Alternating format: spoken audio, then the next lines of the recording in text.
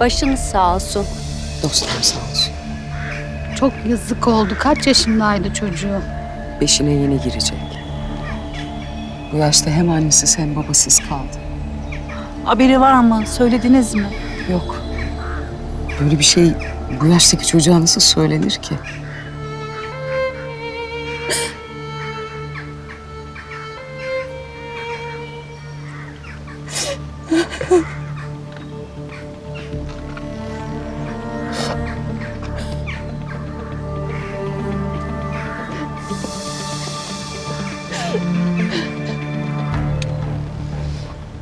Başınız sağ olsun.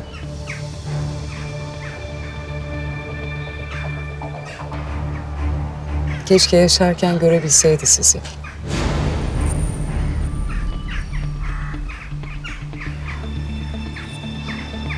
Ne diyebilirim ki?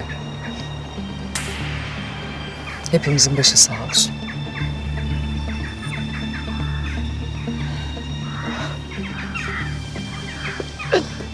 Güzel kızım benim. Perişan ettin kendini. Hadi artık toparla kendini. Bak babanı da düşün. Zaten hasta adamcağız.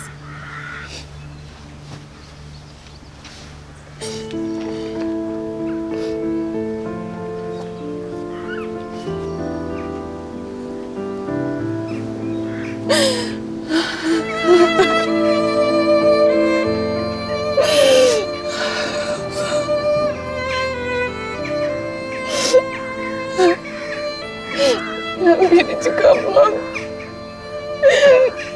Doymadık birbirimize ablam.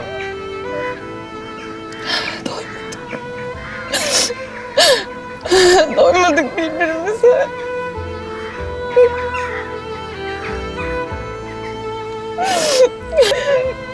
Doymadık birbirimize ablam.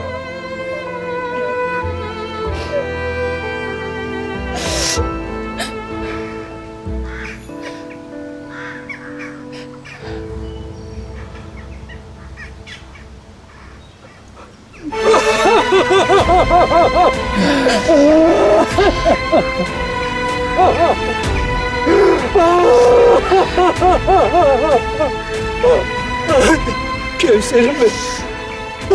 Ya ben seni affettim kızım. Sen de beni affet. Sen de babanı affet. Ben ne yaptıysam senin iyiliğin için yaptım. Senin mutluluğun için yaptım kızım.